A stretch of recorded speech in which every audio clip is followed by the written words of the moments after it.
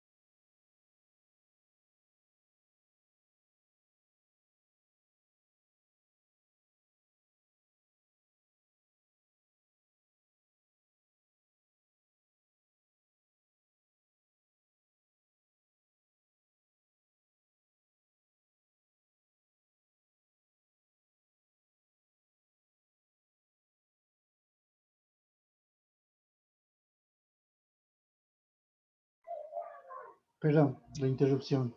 Paciente que recién llegó a hospitalizarse. Bueno, entonces les decía, la cuestión aquí es que las leucemias pueden ser agudas o crónicas, o pueden ser también leucemias linfoides o leucemias mieloides. Entonces vamos a empezar un poquito con una definición de qué es una leucemia. En definitiva, es una proliferación clonal de células sanguíneas. Sí, significa esto de clonal, ya lo habíamos visto antes, ¿verdad? Que son múltiples células que se originan de una misma. Todas tienen una célula madre y de ahí todas son exactamente iguales, tienen las mismas características que el anterior. En este esquema de hematopoiesis podemos un poco orientarnos en este punto. Por ejemplo, una célula madre que esté enferma y que tenga una mutación, lo que va a hacer es transmitir la mutación a todas sus células hijas. Y si yo tomo, por ejemplo, un neutrófilo, puede que en ese neutrófilo encuentre la mutación que tienen las células hijas. ¿Por qué? Porque este es el marcador de clonalidad. Todos serían clonales, es decir, todos salieron de la misma célula alterada. Entonces, dependiendo de cómo se manifiesta la enfermedad, nosotros podemos tener una leucemia aguda cuando son progenitores los que se van a encontrar en la sangre periférica. Es decir, yo voy a encontrar tanto una célula madre mieloide, ¿sí?, que va a ser la causante de la enfermedad, o voy a tener una célula madre linfoide, que es la causante de la enfermedad en este caso. ¿Sí? Ahora, si es una leucemia crónica, en cambio las leucemias crónicas se caracterizan porque sí se diferencian. Esta célula tiene la mutación, pero sí se puede diferenciar y llega a madurar a células ya, digamos, maduras como tal, perdón, la redundancia, ¿no? Pero estas van a tener la mutación, como habíamos dicho, células maduras. Generalmente las leucemias crónicas son de células maduras, mientras que las leucemias agudas son de células progenitoras. Y a la célula progenitora nosotros le ponemos un nombre característico, se llaman blastos. ¿Por qué le ponemos ese nombre? Porque no se diferencian en el microscopio, son iguales, ¿no es cierto? Son de la misma forma, una célula redonda con poco citoplasma y generalmente citoplasma basófilo y que tiene un núcleo que ocupa casi todo el citoplasma. Entonces lo que vamos a ver nosotros en un blasto es una célula madre, pues, pero que tiene esta característica de ser clonal, ¿no es cierto? Ya habíamos dicho que esto de clonal se relaciona mucho con todas las neoplasias. Entonces, estas células alteradas, todas estas células clonales, van a crecer, ¿sí? Y van a prácticamente, digámoslo así, asfixiar a las células normales. Es decir, la médula ósea está tan cargada de células alteradas, de células clonales, que ya no produce glóbulos blancos normales, ya no produce glóbulos rojos normales, ni tampoco produce plaquetas en cantidad suficiente. Entonces el paciente cae en lo que nosotros llamamos síndrome de falla medular. ¿Qué significa? Va a tener anemia debido a la falta de producción de glóbulos rojos, fiebre, que usualmente se debe a una infección, ya que el paciente suele tener neutropenia, y sangrado, es decir, trombocitopenia. Y esto se produce usualmente como manifestación clínica de todos los pacientes con leucemia, síndrome de falla medular.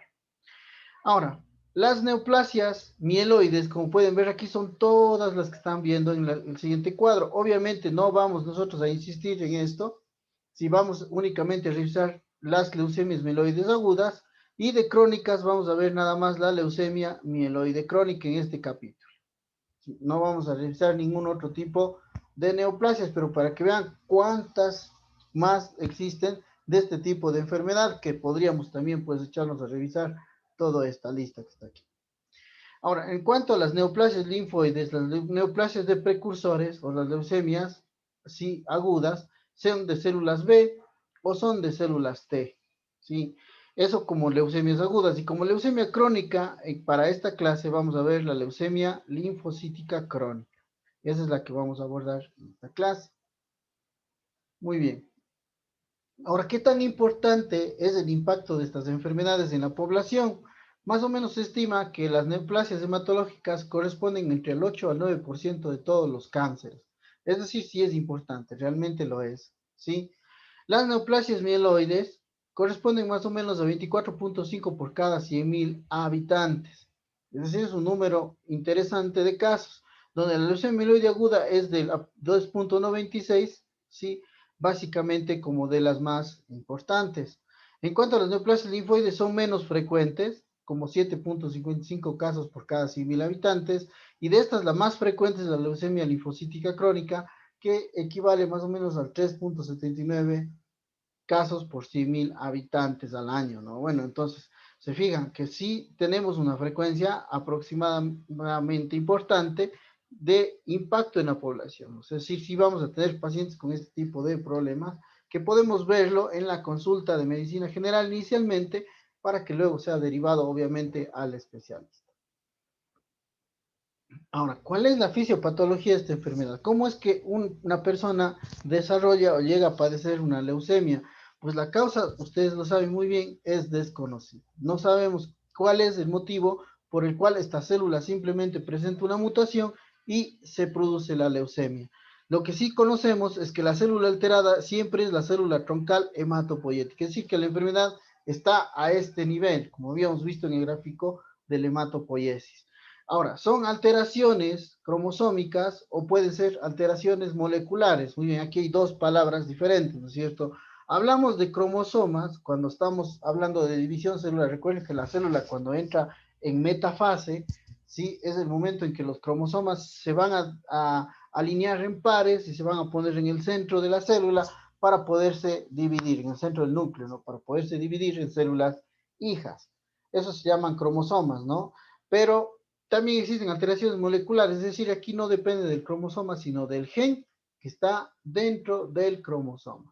Estamos hablando aquí entonces de alteraciones genéticas que van a ser las que van a producir una serie de modificaciones a todos los programas genéticos que tiene el individuo. Entonces, se altera la proliferación, empiezan a crecer de forma descontrolada, empiezan a dividirse de forma descontrolada.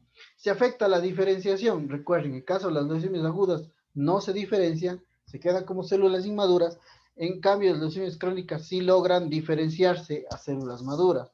La muerte celular programada está alterada, son células que no entran en apoptosis, simplemente siguen, digamos, multiplicándose y haciendo más leucemia, ¿no? Porque está alterada toda la muerte celular programada. Y algo interesante, todas tienen este sistema de escape del sistema inmunológico. ¿Qué es esto de aquí? Nosotros tenemos en el organismo un sistema que se llama sistema de vigilancia de tumores. El sistema de vigilancia de tumores son células altamente especializadas que detectan aberraciones celulares y producen que la célula entre en apoptosis y se destruye. Nuestras mismas defensas hacen eso. Pero estas células que producen leucemia tienen la capacidad de alterar este sistema. Como dice aquí, escapan de la vigilancia de tumores. Simplemente pues ya no lo son reconocidas y ya no les llegan a destruir, produciendo entonces la leucemia. Muy bien. Con esta pequeña introducción, vamos a ver un algoritmo propuesto para abordaje en estos casos. Van a ver que no es muy diferente de lo que hemos visto anteriormente, ¿no? Es básicamente una adaptación a lo que habíamos hablado. Pero más o menos para tener una idea, por ejemplo, yo con la biometría hemática puedo tener dos opciones en cuanto a las células blancas, recuentos bajos o recuentos elevados, cualquiera de las dos opciones, ¿no es cierto? Ambas requieren frotis de sangre periférica, eso es lo importante, ¿sí? Ambas requieren frotis de sangre periférica. Cuando hablo de recuentos bajos, aquí yo puedo tener o leucopenia, o anemia, o trombocitopenia, o la combinación que sería la pancitopenia. Sea cual fuere todas estas, pues esto puede deberse por múltiples circunstancias que van desde deficiencias nutricionales, enfermedades autoinmunes, anemia plástica, síndrome mielodisplásico, leucemia aguda. Miren, aquí está la palabra leucemia aguda, puede producir pancitopenia. Aquí me quiero ser muy enfático, la leucemia aguda es quizá uno de los principales datos que nos da es la pancitopenia. Es muy común que el paciente tenga pancitopenia. Mielofibrosis primaria también puede dar estos y metástasis de otros tumores a médula ósea también puede producir recuentos bajos. En cuanto a recuentos elevados, pues podemos tener las siguientes opciones: leucocitosis, ¿sí? Que generalmente se produce en el contexto de leucemias crónicas, también obviamente leucemias agudas y en los linfomas. Ahí también podemos ver leucocitosis. Poliglobulia usualmente se ve en el contexto de policitemia vera como enfermedad hematológica. Recuerden que la poliglobulia puede ser por múltiples causas, una de ellas la policitemia vera, y la trombocitosis, que también puede ser por múltiples causas, pero de causa hematológica sería la trombocitemia esencial como una probable enfermedad en este punto. Sí, obviamente, si el paciente tiene adenopatías, pues debemos pensar en linfoma o metástasis de tumores. En todo caso, siempre se va a necesitar una biopsia para valorar estos pacientes. Yo creo que es fácil entender en esto. Si tengo recuentos altos o recuentos bajos, hay que hacer un frotis de sangre periférica. Eso es en definitiva lo que vamos viendo. Y de acuerdo con los hallazgos del frotis, pues vamos a necesitar estudio de médula ósea generalmente. Ahora, ¿Qué otros apoyos diagnósticos tengo yo en estos casos, en este tipo de enfermedades? Uno de los más importantes quizá es la citometría de flujo. ¿Qué es la citometría de flujo? Aquí estamos viendo cómo funciona el citómetro de flujo. Es realmente un canal por capilar, van a pasar las células una por una a través de ese canal y luego son expuestos a un láser. El láser lo que va a producir es que va a generar una imagen de la célula que está pasando en ese momento. Entonces, la forma más básica es esta, que a lo mejor ustedes han visto en las biometrías hemáticas, no sé si han visto, donde podemos comparar el tamaño de la célula en contra de la complejidad. Ustedes me preguntarán, ¿qué es esto del tamaño y complejidad? Fácil de entender. Si una célula, por ejemplo, es pequeña y tiene nada en el citoplasma o no tiene gránulos, no tiene nada, por ejemplo, un glóbulo rojo, no tiene núcleo, entonces la que va a estar por este lado, la más pequeña y la más simple. ¿Sí? Un linfocito, que es una célula también pequeña, casi del mismo tamaño de un glóbulo rojo, ¿sí? Que en cambio va a tener un núcleo que ocupa casi todo el citoplasma. Recuerden que generalmente no tienen gránulos, ¿sí? Entonces se va a ocupar en esta región. Aquí van a estar los linfos casi pegados, ¿no? Casi pegados a los glóbulos rojos. ¿Y qué pasa con los neutrófilos? Los neutrófilos, digamos, son células más grandes que tienen su núcleo segmentado, que tienen múltiples granulaciones en el citoplasma, entonces son muy complejas y son grandes, entonces van a estar dibujadas por aquí, ¿sí? Entonces toda esta curva me dice la cantidad de neutrófilos que tiene aproximadamente el paciente. Digo, es una forma, ¿no? Y además yo puedo no solamente medir el tamaño y la complejidad, sino puedo colocarle un marcador a las células, sí, que se llaman anticuerpos monoclonales. Le pongo un anticuerpo monoclonal que tiene un fluorocromo, es decir, un marcador, que me puede indicar de qué tipo de célula se trata, ¿sí? Entonces, mediante esta técnica, yo puedo saber si es un linfocito B, si es un linfocito T, si es un neutrófilo, si es un monocito, si es un basófilo, o sea, puedo identificarlos de acuerdo a una serie de marcadores que tiene ya cada una de estas células. Ya vamos a ver después cómo se hace una citometría de flujo. La genética es algo muy importante. Quizá ya entendieron esto, ¿verdad? Las aberraciones genéticas son parte de la fisiopatología de la enfermedad. Entonces nosotros hemos identificado ya algunos marcadores que son muy importantes para conocer la agresividad de la leucemia, para saber si el paciente va a requerir alguna terapia diferente, una terapia especial, que normalmente no se le diera si no tuviera ese marcador. Entonces es muy importante el estudio de genética que lo hacemos a través del cariotipo. ¿Qué es esto del cariotipo? Significa que vamos a tomar las células del paciente, de la médula ósea, por ejemplo, y las vamos a meter en un medio de cultivo. Vamos a esperar que estas células empiecen a reproducirse, empiecen a entrar en metafase, y una vez que están en metafase, pues tenemos todos los cromosomas expuestos en la célula. Entonces, ¿qué es lo que hace el laboratorista?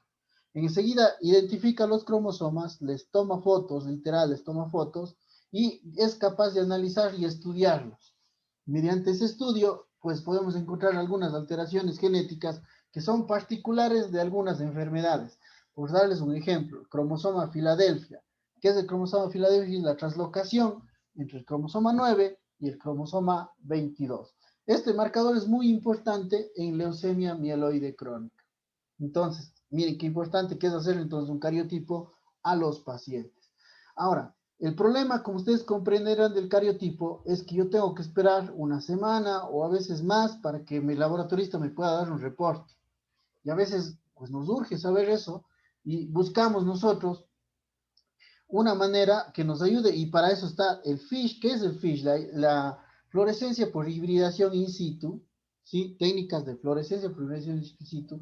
¿Qué significa? Vamos a agregarle una sonda, ¿sí? Que es una especie de preparado especial en las células del paciente y esta sonda es capaz de pegarse a la alteración genética, pero aunque el núcleo de la célula esté en interfaz, es decir, no tengo que esperar que esté en metafase. Si el núcleo de la célula está en interfase, ya me identifica y me dice, ok, aquí está la translocación. ¿Sí? Entonces me sirve para identificar alteraciones cromosómicas. Ahora, estas ondas son específicas para cada alteración, es decir, yo no puedo coger y poner y ver qué sale, no. yo ya tengo que decir qué translocación me tiene que buscar. Entonces digo, ¿sabe qué? Búsqueme la translocación 922 y le colocan la sonda para la translocación 922, que es el cromosoma Filadelfia que habíamos hablado antes. Obviamente el tiempo se recorta mucho, en 24, 48 horas yo tengo ya un diagnóstico por FISH y es una herramienta muy útil con alta sensibilidad y especificidad.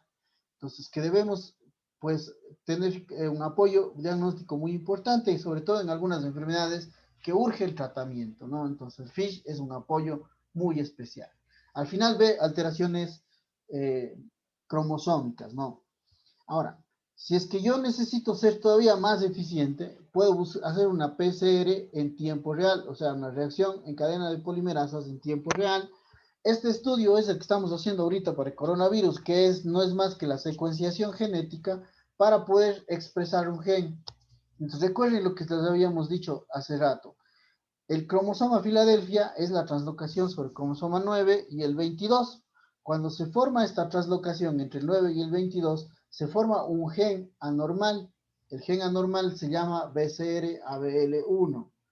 Lo interesante de esto es que yo puedo a través del PCR detectar al BCR-ABL1. Y esto lo hago en horas. Es decir, si esto me demora días, digo semanas, este me demora días, este me demora nada más unas pocas horas. Y ya tengo yo, digamos, el gen alterado que es el BCR-ABL1 en el caso de la leucemia mieloide crónica. Entonces, miren, todo esto me sirve de apoyo al momento de hacer diagnóstico de esta enfermedad. Muy bien. Un poquito para ir entendiendo toda esta maraña de datos que le estamos viendo, vamos a ver si hacemos un pequeño caso, ¿sí? Para poder ir más o menos formándonos de idea. Se trata de un paciente de 65 años, de instrucción superior, como antecedentes diabético, controlado, ¿sí? Me parece que era con metformina. Ok, tiene un cuadro de pérdida de 10 kilos de peso en 6 semanas, astenia, adinamia, hiporexia de un mes, niega fiebre o sangrado, presenta tos con expectoración amarillenta desde hace 2 semanas, al examen físico los signos vitales fueron normales, hay palidez, hepatosplenomegalia y adenopatías cervicales. Además se escuchan estestores crepitantes en base pulmonar izquierda. Muy bien, esos son los datos de la historia clínica. Ahora, quisiera que saquemos cuáles son los problemas más interesantes o más importantes para ustedes. ¿Qué me dicen? ¿Qué problemas les llaman la atención? La pérdida de peso. Ya, correcto. Entonces, cuando hablamos de pérdida de peso, lo primero que tenemos que preguntarnos si es una pérdida significativa o no es significativa. ¿Cuándo decimos que una pérdida de peso es significativa?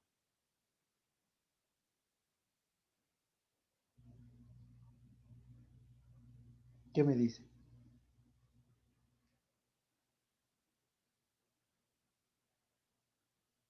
¿Será pérdida de 1, 2 kilos, 5 kilos o 10 kilos o más? ¿Qué dicen ustedes?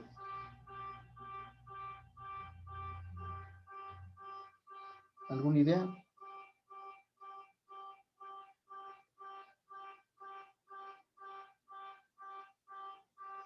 Ninguna. Decimos que la pérdida de peso es significativa, ¿sí? Cuando es mayor, igual o mayor, perdón,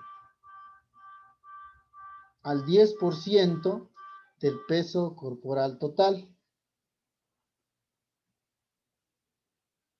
Ok, entonces una pérdida mayor en 6 meses. Pregunta, ¿creen ustedes que 10 kilos será mayor al 10%? ¿Qué piensan?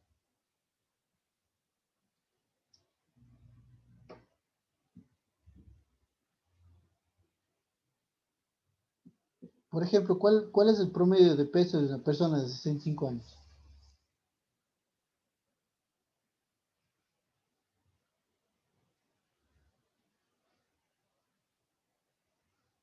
¿Alguna idea, muchachos?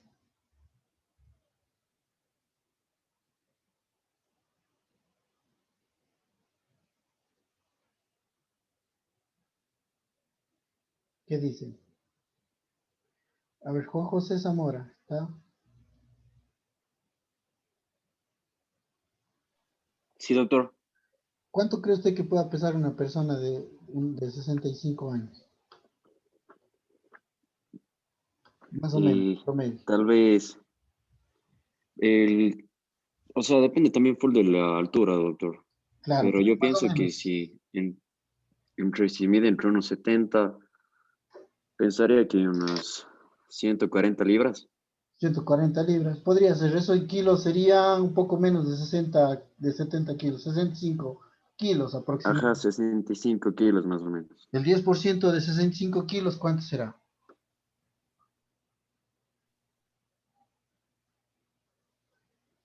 Fácil.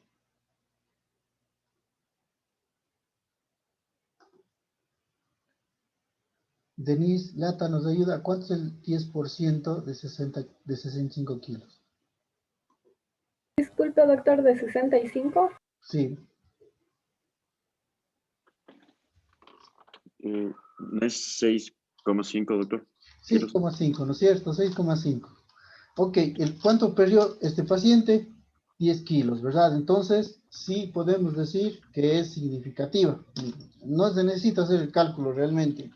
Solamente con ver la edad del paciente, verle al paciente, no, pues 10 kilos es bastante. Definitivamente es bastante.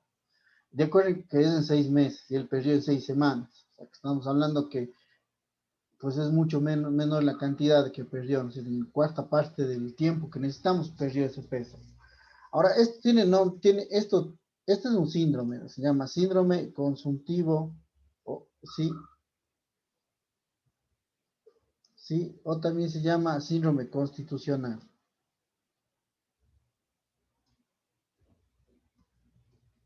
Así se recibe el nombre de este síndrome. Ahora, ¿cuáles son las causas de este síndrome constitucional? Puede ser una neoplasia. Eso, la primera causa generalmente son las neoplasias. Aparte de las neoplasias, ¿qué otra causa puede haber? Un síndrome de mala absorción. Ya, correcto. Son causas serían digestivas, cuyo el problema más grande son la mala absorción, ¿cierto? ¿Qué otra causa puede existir?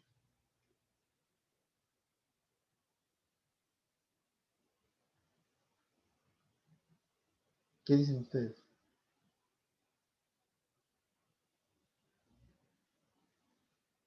¿Alguna idea?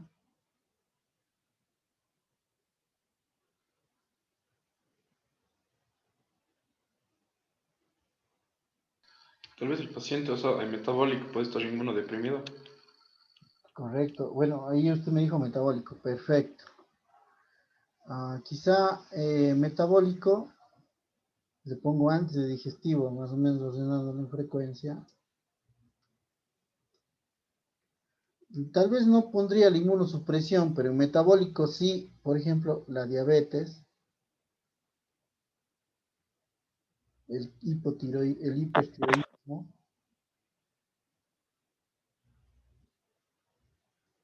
como causas frecuentes de pérdida de peso desde el punto de vista metabólico. Sí, obviamente, un paciente con insuficiencia cardíaca puede llegar a tener pérdida de peso por alteraciones metabólicas. Un paciente con insuficiencia hepática, insuficiencia renal, también van a tener pérdida de peso, pero generalmente en un paciente sin ese antecedente, pues pensar que posiblemente esté desarrollando una diabetes. Vamos, aparte el paciente diabético, sí, puede ser una diabetes descompensada, pero por supuesto que sí, no sé, que produce una pérdida de peso. ¿Qué otras enfermedades creen que puedan producir pérdida de peso? Las infecciones, doctor. Correcto, las causas infecciosas son las segundas en frecuencia. ¿Qué infecciones son las que pueden dar pérdida de peso? Hay una en especial, sobre todo El digo, VIH. eso, en personas jóvenes, iba a decir, pero sí es cierto. El VIH, ahorita ni jóvenes, todos, ¿no es cierto? Pueden tener VIH. ¿Y qué otra infección también produce pérdida de peso? Tuberculosis. La tuberculosis, correcto. Son las más comunes. Otras infecciones también pueden hacerlo, pero no es tan común. Por ejemplo, una osteomielitis que no esté bien controlada puede producir una pérdida de peso importante. Entonces sí deberíamos considerar esa posibilidad. Ahora, ¿qué otra causa puede haber para eh, pérdida de peso? Parte de infecciones, neoplasias.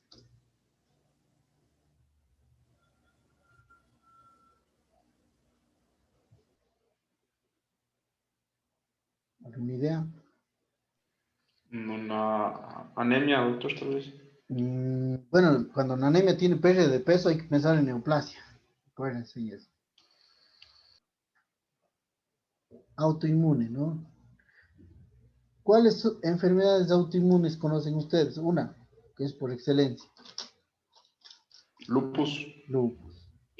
Lupus eritematoso sistémico, pero también puede ser vasculitis, sí, o también podría ser la misma artritis reumatoidea o el Sjögren. Todos ellos en algún punto pueden producir pérdida de peso, sí. Lupus obviamente es la más importante, pero pues todas estas serían las causas comunes. Y me falta una que digo, no es que sea menos frecuente, sino que para hacer el diagnóstico tengo que descartar todo lo anterior, que serían las psiquiátricas, ¿no? La anorexia nerviosa, por ejemplo. Esta psiquiátrica es una causa psiquiátrica importante de pérdida de peso. Pero bueno, obviamente yo creo que esto podemos ir viendo. El paciente tendrá causa psiquiátrica.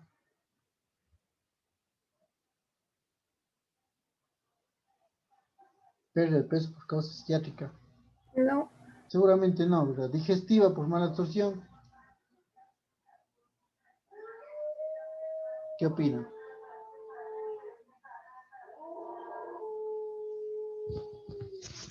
¿Qué opinan, muchachos? Doctor, yo creo tal vez que puede ser secundaria la infección. Una infección. Una infección, pues sí, o sea, un VIH se puede presentar con adenopatías, fiebre. Sí. Perfectamente posible, ¿no es cierto? Miren, no se puede descartar. Podemos descartar neoplasia.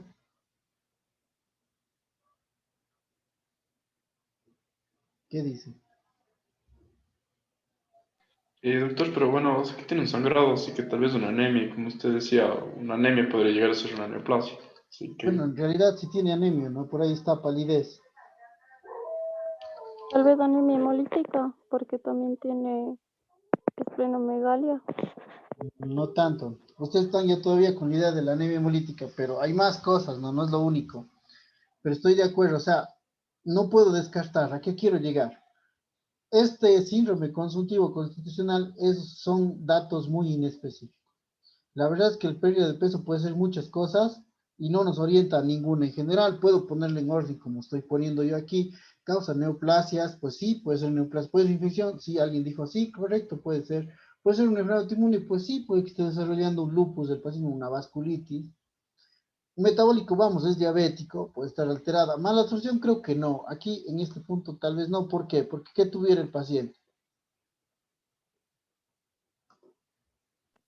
Diarrea. Exactamente, estuviera esta diarrea, ¿no es cierto? Diarrea crónica, sobre todo, es lo que tuviera más frecuentemente. Yo creo que estas, por ejemplo, podemos borrarlas, no es que les digo, por academia las pusimos, pero en este caso en particular, yo me preferible, pues creo que no tiene esa causa, no ha hecho diarrea y no tiene para pensar psiquiátrico porque tiene hepatosplenomegalia, tiene adenopatías y eso ya dice no es psiquiátrico, no puede ser psiquiátrico, ¿no es cierto? Entonces, me quedo con esas cuatro causas. Que sigue siendo grandote, pues sí, todavía hay muchas enfermedades que podrían ser, entonces tenemos que irle haciendo más chiquito al cuadro clínico. ¿Cuál es el siguiente problema que ustedes pueden ver en importancia?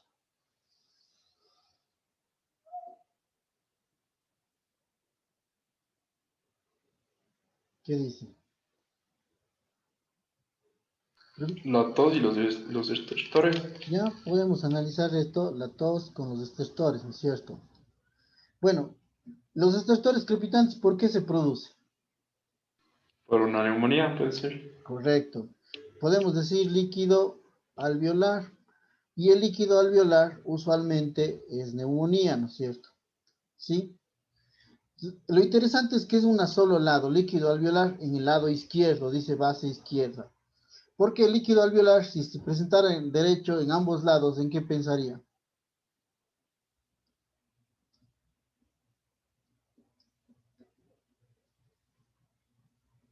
¿Puede ser neumonía? Sí puede ser neumonía, pero ¿qué más puede ser? Sobre todo si están a ambos lados, en un paciente diabético. ¿En qué pensarían ustedes? Si no es pus, ¿qué tipo de líquido podría ser? Sangre. Sangre. Sangre usualmente con enfermedades autoinmunes, ¿no? Lupus, por ejemplo, produce una enfermedad que se conoce con el nombre de hemorragia pulmonar difusa. Lo mismo la vasculitis puede dar hemorragia pulmonar difusa. Entonces, si sangre, pues pensaríamos eso. Pero, ¿qué tuviera de manifestación clínica el paciente? Esputo con sangre. Exacto, hemoptisis. No tiene eso, ¿no es cierto? Posiblemente no sea sangre. ¿Qué otro líquido podría ser? Si no es pus, si no es sangre, ¿qué me queda? Agua. Agua, ¿no es cierto? Estamos hablando de plasma. ¿En qué caso un paciente podría tener agua en los pulmones? Un neumotórax. Eso generalmente es aire, ¿no? Neumotórax. Y es traumático usualmente, ¿no? Sí hay también una forma que no es traumática, pero no sería eso. Puede ser edema agudo de pulmón. Ya, exacto, edema agudo de pulmón. ¿Y en qué caso podemos ver edema agudo de pulmón? ¿Problemas de qué?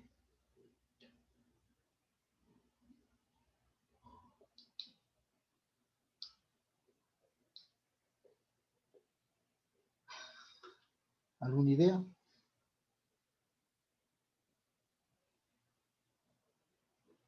Problemas cardíacos. Problemas cardíacos. Definitivamente. O son problemas renales también. El riñón también produce, digamos, retención de líquido y ese líquido ocupa generalmente el espacio alveolar. Y también en caso de insuficiencia hepática, el síndrome nefrótico. Todas las enfermedades producen aumento de líquidos en los espacios intersticiales. Ok, pero es bilateral. Tanto el corazón como el riñón, como el hígado, todos los tres producen estertores por líquido, pero es bilateral. Digo, como este está en un solo lado, como solo está en la base izquierda, ¿cuál es la posible causa? Neumonía. La neumonía es más probable que me dé en un solo lado, ¿no? Claro que podría ser en ambos lados, pero usualmente lo más común es que esté en un solo lado. Pues sí, podría ser una neumonía, perfectamente posible. Al final, eso nos dicen a todos con los gestores. ¿Qué otro problema tiene el paciente? Importante, La hepatoesplenomegalia. ¿ya? Ahora, ¿cuáles son las causas para hepatoesplenomegalia aquí?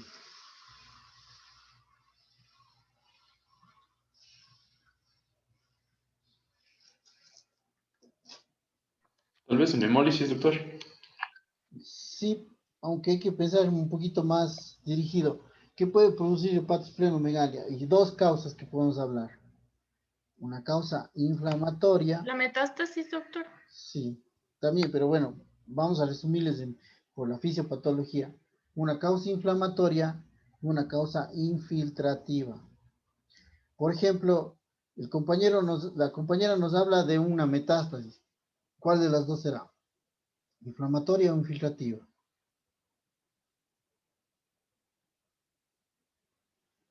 Si fuera metástasis, ¿cuál de las dos fuera?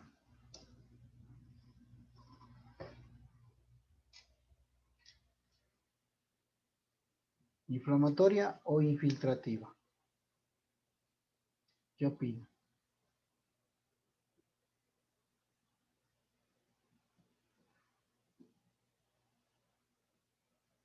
¿Ninguna? ¿A qué se refiere infiltrativo?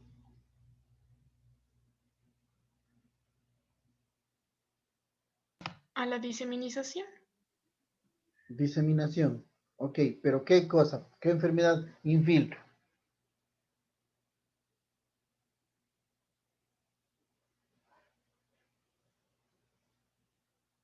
¿Qué enfermedad suele infiltrar tejidos?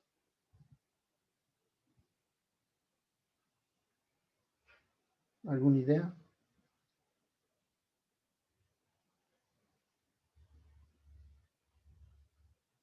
¿No? Cáncer, ¿no? Cáncer. Cuando hablo de enfermedad infiltrativa, estoy hablando de cáncer, ¿ya? Y cuando hablo de enfermedad inflamatoria, usualmente ¿de qué hablo? Digo usualmente porque hay varias causas que produzcan inflamación.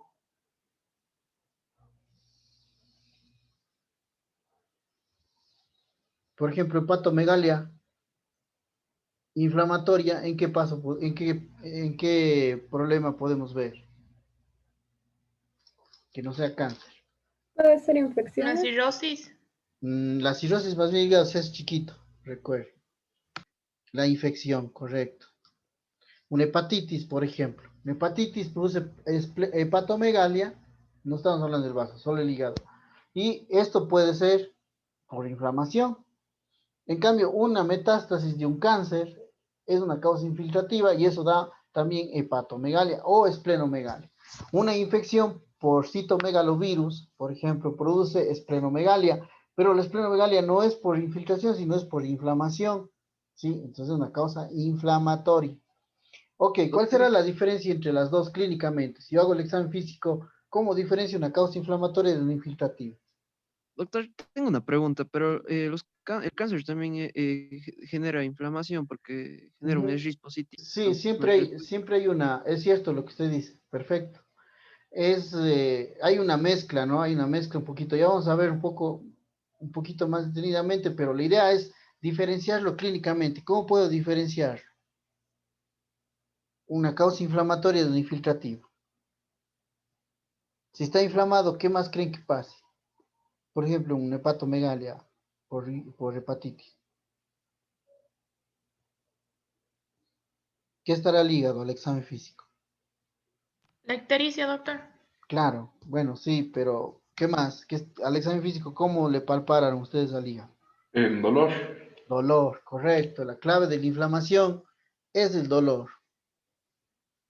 Mientras que, ¿qué pasa con los pacientes que tienen un cáncer que está infiltrando? ¿Pueden tener dolor? ¿Será el mismo dolor? ¿No será un dolor más fuerte ahí o...? Al contrario, bueno, al contrario, el dolor de la inflamación es un dolor intenso, agudo, ¿sí? Sí, como una hepatitis. No sé si alguna vez alguien tuvo una hepatitis. Siempre duele el costado derecho, ¿no? ¿Por qué? Porque el hígado está aumentado de tamaño. Y en el cáncer puede estar creciendo lentamente, ¿sí? Y sí produce dolor, no es que no produce dolor, pero es un dolor sordo, ¿sí? Es un dolor más bien de tipo pesadez. Pesantez, no, bueno, ok. ¿Por qué? Porque es un dolor que se va desarrollando con el tiempo. Se podría hablar de un dolor más bien tipo crónico. ¿Sí? Entonces, estas dos serían como más o menos intentar describir. Si es verdad lo que dijo el compañero, es que puede que un cáncer tenga de inflamación, ¿sí? Correcto.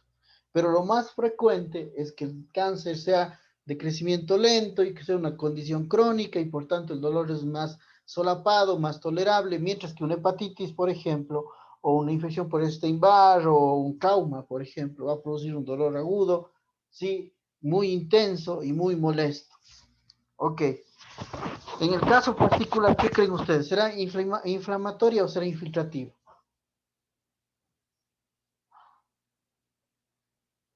¿Qué piensan? Infiltrativa. Es infiltrativa probablemente porque ni siquiera tiene dolor.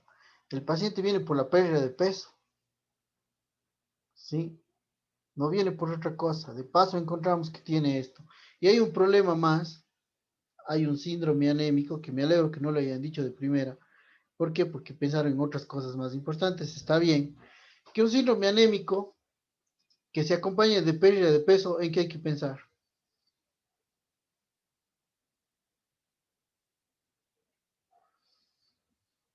¿Qué dice? Neoplasias. Neoplasia. Entonces creo que tenemos muchos indicios. ¿Qué nos dice el síndrome anémico? Neoplasia. ¿Qué nos dice el hepatosplenomegalia? Neoplasia, cáncer, ¿no? ¿Qué nos dice el síndrome consultivo? Neoplasia. Entonces aquí está gritando el paciente tiene neoplasia. La pregunta es ¿cuál neoplasia? ¿Sí? Entonces, ¿qué debemos hacer? Estudios de laboratorio para confirmar el diagnóstico.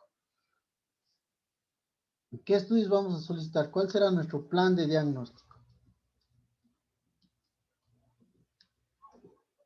Un hemograma completo. Sí, una biometría. Recuerden que la biometría siempre pedimos con reticulocitos. ¿Qué más? ¿Qué más le pidieran? Vean lo que tienen ahí arriba. ¿Qué más le pidieran? Médula ósea, doctor. Un estudio de médula ósea. Tendríamos que ver la biometría. Recuerden que El orden lógico sería el frotis y luego la biopsia. Y además, todavía no tenemos un motivo aquí. La anemia puede ser secundaria al cáncer y no significa que la médula ósea sea alterada. ¿Qué más? Puede ser una ecografía. Una ecografía para ver hepatosplenomegalia, pues sí, un ultrasonido abdominal, pero recuerden que nos saltamos algo, perdón, y fue mi error. El paciente además de hepatosplenomegalia tiene adenopatías. ¿Cuáles serán las causas de las adenopatías? ¿Qué dice? Podría ser autoinmune. Las mismas. Inflamatoria infiltrativa, exactamente igual que la hepatosplenomegalia, por eso tal vez se me fue. ¿Sí?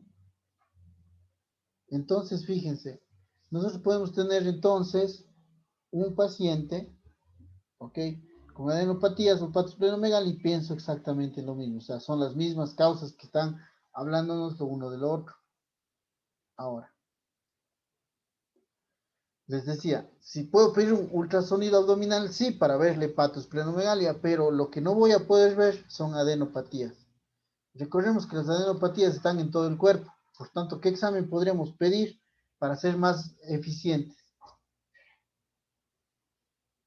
Puede ser marcadores tumorales. Resonancia. Más que antes de la resonancia, me bajaría un ATAC. poquito un ATAC, ¿no? Marcadores tumorales me parece bien, pero ¿qué marcadores tumorales pidiera usted?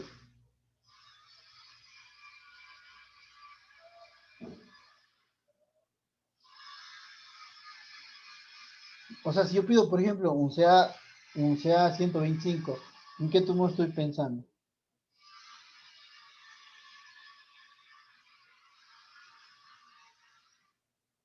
Tumor de ovario, ¿será que le pido CA 125?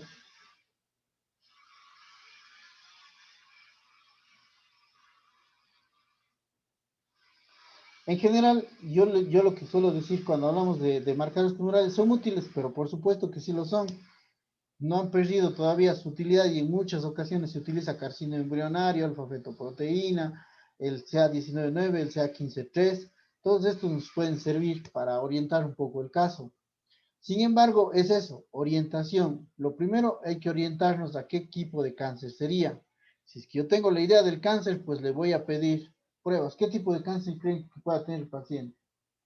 Adenopatías, hepatosplenomegalia, pérdida de peso. ¿En qué tipo de neoplasia pensarían?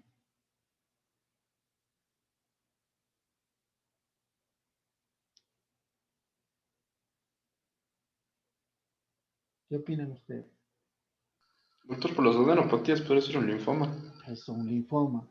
Entonces, si estoy pensando en un linfoma, ¿cuál sería mi marcador tumoral?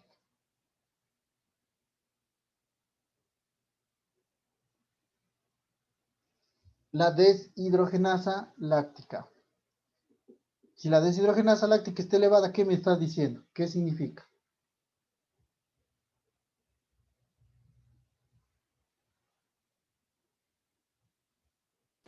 Que muerte celular.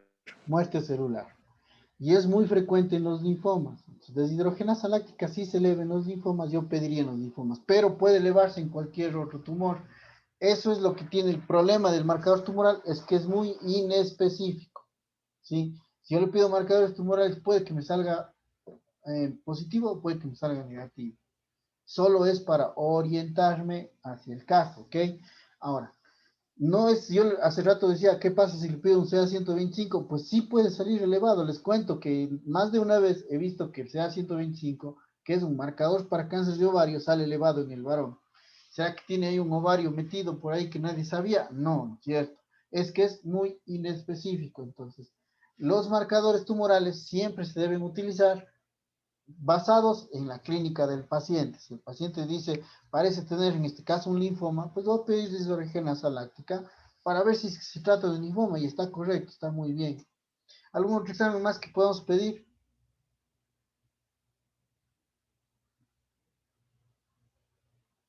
Una RX para los estertores. Sí, correcto. Una RX de tórax por los estertores crepitantes. Y bueno, le vamos a pedir TAC. Igual posiblemente veamos la TAC, ¿no es cierto? En la TAC como estamos pensando en adenopatías, hay que pedir de cuello, tórax, abdomen y pelvis, todo hay que pedir, un tag body que se llama. ¿Por qué? Le pedimos todo esto porque los adenopatías pueden aparecer en todo lado, entonces es importante saber que no está ahí. Me parece bien, este sería nuestro plan diagnóstico inicial. Recuerden que siempre podemos pedir pruebas de valoración. ¿Qué es esto? Entonces podríamos pedir un test de Coombs. Sí podríamos pedir el test de Coombs, pero pensando en anemia hemolítica. Definitivamente podríamos hacerlo, pero sería bueno ver la biometría primero. Recuerden cómo es paso a paso, ¿no? Biometría y reticulocitos. Ahora, test de valoración, ¿qué significa? Pruebas que posiblemente necesite, pero que no tiene que ver con la enfermedad del paciente. Por ejemplo, ¿me servirá pedir pruebas de función renal en este caso?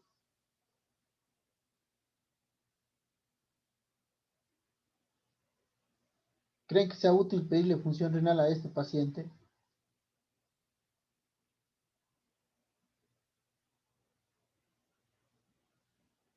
¿Sí o no?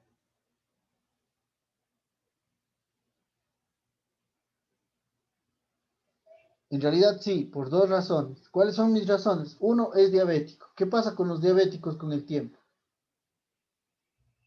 Ya tenés una insuficiencia renal. Llegan a tener insuficiencia renal. No sabemos si este paciente está en eso, ¿no es cierto? Entonces debemos pedirle función renal porque es diabético. Y dos, porque posiblemente necesite una tomografía. Si necesita una tomografía, ¿qué van a pedir sí o sí? Las pruebas de función renal. Si no, no le hacen la tomografía. ¿Ok? Entonces, miren, son test de valoración. No me sirve para el diagnóstico de la enfermedad, pero sí para valorar algún estado, alguna situación que necesite. La pregunta, ¿le pido pruebas de función hepática? ¿Necesito? Pues hepatomegalia, doctor, tal vez sí. Exacto, por el hepatomegalia que tiene el paciente puede haber alteración de las pruebas de función hepática, pues sí, le necesito pedir. Y le necesito pedir también porque posiblemente necesite medicamentos que sean hepatotóxicos. Entonces, necesito pedir esas pruebas. Otra prueba que es importante pedir es el test de hemostasia. ¿Por qué le pediríamos test de hemostasia? No ha venido con sangrado ni nada, pero ¿por qué le pedirían? ¿Pensando en qué? ¿Para qué?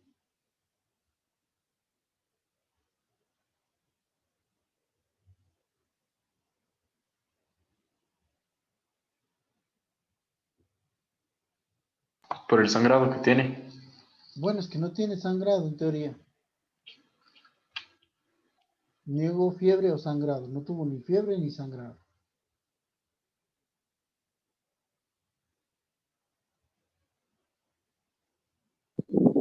Pensando en el tratamiento, tal vez el quirúrgico.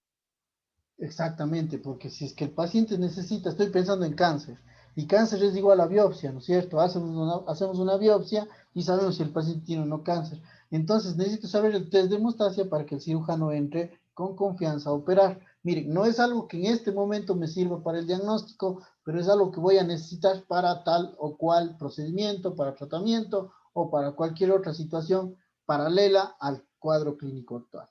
Se llama test de valoración. Generalmente les pedimos a los pacientes. Quizá yo aquí le pidiera, pensando que está con neumonía, una velocidad de sedimentación globular y una PCR, una proteína C reactiva. ¿Por qué una proteína C reactiva? ¿Por qué la BCG? Porque estoy pensando en una neumonía que es una infección. Esto también le pediría como parte del examen. Ok, ¿tienen alguna pregunta o duda de esto? ¿Qué dicen, muchachos?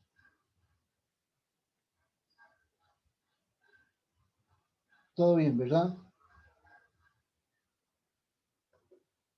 Entonces vamos a continuar, ¿sí? Con el caso vamos a revisar los exámenes que tiene el paciente. Entonces empezamos, leucocitos 4000, que estarían normal, ¿no es cierto? De 4000 a 10000 sabemos que es normal, pero tiene neutrófilos de 14.5% y con linfocitos de 83%. ¿Qué opinan de esto ustedes?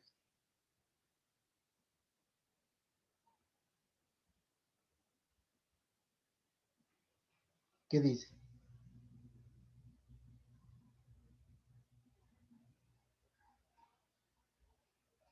Está con una neutropenia, doctor. Está con la neutropenia, correcto. Más o menos salen como 560, algo así, neutrófilos, haciendo ya el cálculo, sacando el 14.5%. Es una neutropenia moderada, ¿sí? Y con linfocitos que estarían, ¿qué? ¿Será con leucocitosis? ¿Será leucopenia? Una leucocitosis. Linfocitosis, perdón. Linfocitosis, perdón. No, en general no, porque tiene que ser más de 5.000 y tiene 4.000 justos, entonces nunca va a tener más de ese valor. Entonces están normales, ¿no? Fíjense, por favor, no porque esté 83% de linfos, significa que estén aumentados los linfos. De hecho, no. Lo que están bajos y muy bajos son los neutrófilos. Por eso es que da la idea que los linfos están más, pero no es así. Están dentro del rango normal. Ahora fíjense la hemoglobina, ¿qué dice? Tiene una anemia leve. Anemia leve es, ¿qué tipo? Macrocítica. Macrocítica. Ok. Y con reticulocitos de 1,8. Regenerativa. Regenerativa, correcto. Y plaquetas, Con una trombocitopenia. ya, muy bien. En este caso tenemos entonces neutropenia, anemia y trombocitopenia. ¿Cómo se llama eso? Una pancitopenia. Tiene una pancitopenia. ¿Qué tenemos que hacer?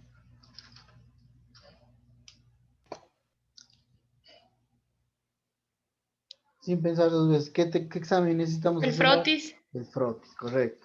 Vamos a ver el resto de pruebas que le pedimos, ¿ya? Le pedimos una glucosa, es diabético, 142. ¿Qué opina?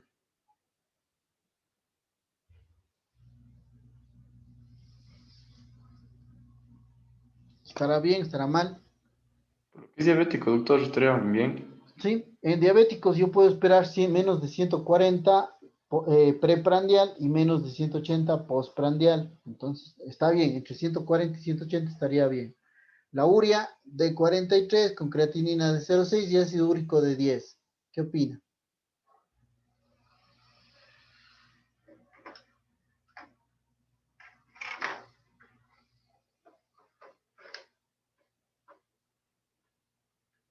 Está con una urea elevada. Sí. No tanto. Un poquito, tal vez, pero no mucho. ¿Qué les parece el ácido úrico? ¿Cuál es el valor normal? ¿Alguien sabe?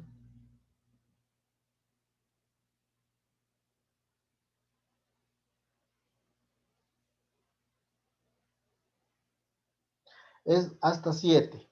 Hasta 7. Está en 10,2. ¿Qué opina? ¿Por qué estará El- elevado?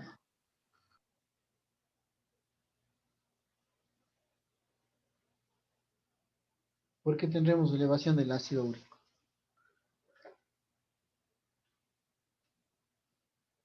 Por la diabetes. No tanto. Bueno, ya vamos a ver más adelante por qué, ¿ya? Tenemos pruebas de función hepática, bilirrubinas normales, TGO-TGP bien, fosfatasa bien, albúmina, globulina que estarían normales. Y miren la deshidrogenasa láctica. Normal hasta 350. ¿Qué nos indica esto? Dosis. Está muy alto, ¿no? Que está con muerte celular. Ya. Hace rato os pregunté por qué el ácido úrico tan alto. Lo mismo. Cuando una célula se muere, libera el contenido no solo del citoplasma, sino también del núcleo a la sangre. Eso, contenido del núcleo, el ADN que tenemos en el núcleo, se va a convertir por una serie de enzimas en el plasma, se va a convertir en ácido úrico. Es decir, el ácido úrico es del metabolismo final de las bases púricas y pirimídicas. Se transforma en ácido úrico. Entonces, este ácido úrico nos está mostrando que existe una elevación o un aumento en la muerte celular. Lo interesante del asunto es, por ejemplo, que aunque está alto, uno diría puede que el paciente haga gota, ¿no? La gota se caracteriza por el ácido úrico elevado. Pero no, en estos pacientes no les da gota. El problema del ácido úrico es que va y se deposita en los riñones y que producen falla renal. Entonces, a todo esto nosotros le llamamos síndrome de lisis tumoral. Después vamos a verlo un poquito más detenidamente, pero recuerden que esto puede terminar produciendo insuficiencia renal. Claro, este caso no tiene insuficiencia renal, pero puede llegar a tapar los canalículos renales y eso generar entonces insuficiencia renal. Un examen de orina normal y una radiografía de tórax, que es la que están viendo ahí. ¿Qué opina?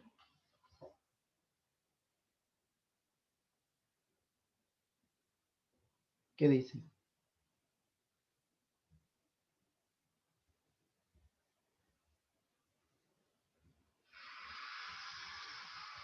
¿Alguna idea?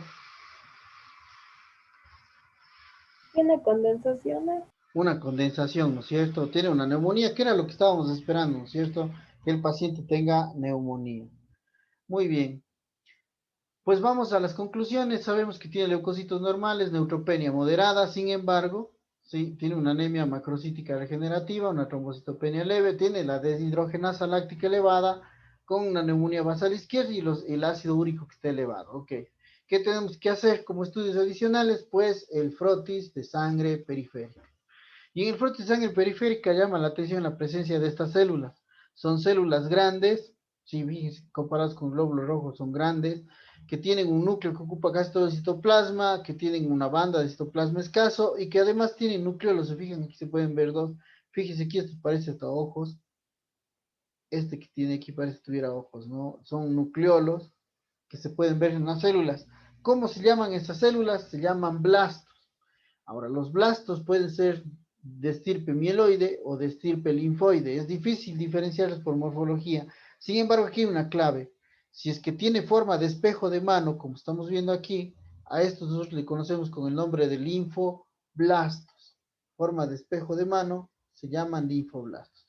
Si le hacemos citometría de flujo, vemos que la mayor parte cae en la región de linfos y le pedimos marcadores. Nos marca CD19, CD10, CD20. Todos estos marcadores son marcadores de linfocito B, es decir, se trata de una leucemia linfoide aguda de fenotipo B, de células B, es una leucemia de células B. Sí, es una leucemia aguda, ¿por qué? Por la presencia de blastos en la sangre periférica. ¿Preguntas?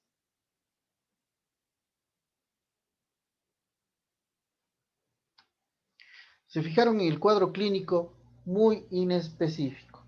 ¿Qué nos orientó al diagnóstico? Desde el principio. ¿Cuál de todos los exámenes nos orientó al diagnóstico al principio? ¿Qué dicen?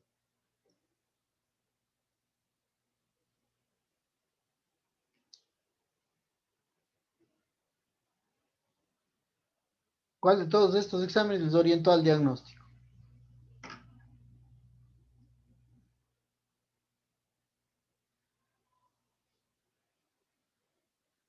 La biometría hemática, ¿sí? La biometría es nuestra herramienta para poder diferenciar una leucemia. Fíjense, porque el cuadro clínico es muy inespecífico. Podemos pensar en muchas cosas.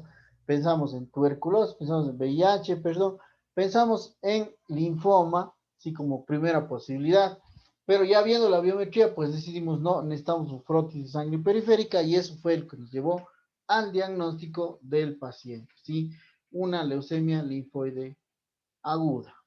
Ok, ahora, ¿qué le decimos al paciente? El paciente pregunta, les pregunta a ustedes, doctor, y ahora me voy a morir, ¿qué le dicen ustedes?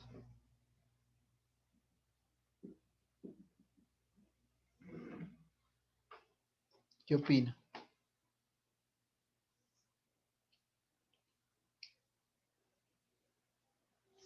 Tenemos que medir el pronóstico de esta enfermedad. Terminamos con esta diapositiva, ¿sí?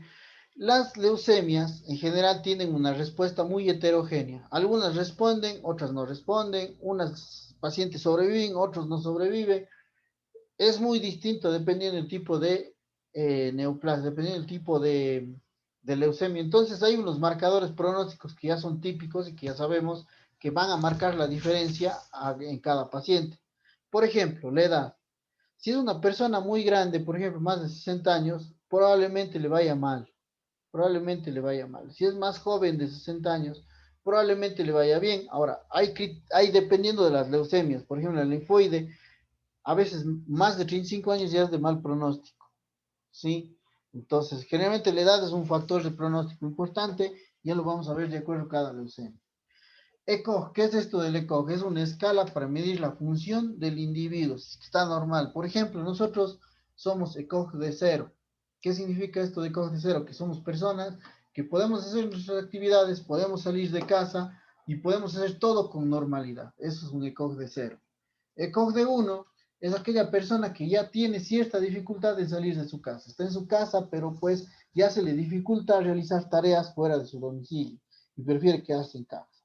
ECOG de 2 es aquella persona que pasa ya mucho tiempo en cama, no llega a ser más del 50% del tiempo, pero todavía puede hacer actividades, todavía es funcional, todavía puede hacer algunas cosas. Sin embargo, ya pasa mucho tiempo en cama.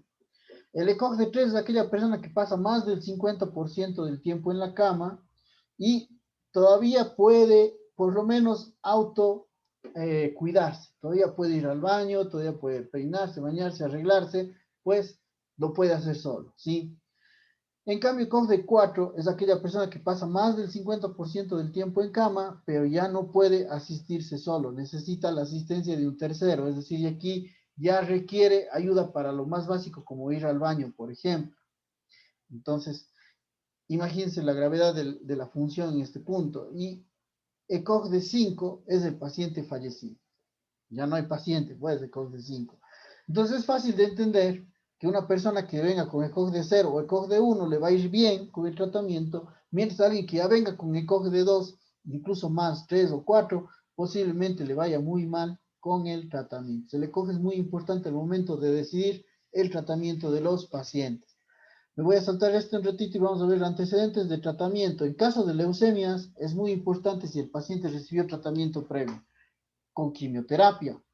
Por ejemplo, una persona que ha recibido quimioterapia para cáncer de seno y que venció al cáncer de seno, ustedes saben qué significa eso por toda la sociedad, ¿no es cierto? Una persona que logró vencer al cáncer, se enfrenta con el penoso problema de que tiene un riesgo incrementado de desarrollar leucemia con los años. Entonces después puede aparecer leucemia, y esa leucemia suele ser una leucemia muy agresiva con pésima respuesta al tratamiento. Cualquier cáncer, no hablamos del hombre, cáncer de pulmón también, que recibió quimio y que mejoró el paciente, pues posiblemente este tiene más riesgo de tener leucemia. En antecedentes de enfermedades hematológicas, y no me refiero a la anemia por deficiencia de hierro, no me refiero a ninguna de ellas, es muy frecuente que los pacientes pregunten, es que tiene anemia y esto es un paso a la leucemia. No, falso, no. Cuando hablamos de enfermedades tipo policitemia vera, síndrome mielodisplásico, trombocitemia esencial, mieloma múltiple, pues estas enfermedades eventualmente pueden desarrollar una leucemia. Estas enfermedades sí pueden tener una leucemia. Y si desarrollan leucemia, estas leucemias suelen ser muy, muy agresivas. Entonces es lo malo, si hay un antecedente hematológico previo. Ahora, esto de aquí es quizá lo más nuevo, lo más importante en el momento actual en cuanto a leucemias, ver el cariotipo o las alteraciones moleculares. Si se puede, las dos, mucho mejor. ¿Sí?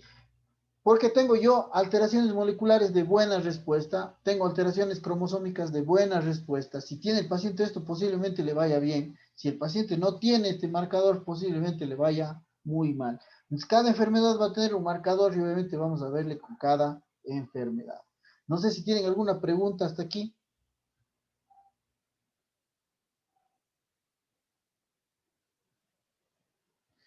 Muy bien, muchachos. Si no hay preguntas, vamos a dejar hasta aquí. La siguiente clase vamos a abordar lo que son leucemias agudas. Listo, muchachos. Que estén muy bien. Gracias, doctor. Gracias, doctor. Gracias, doctor.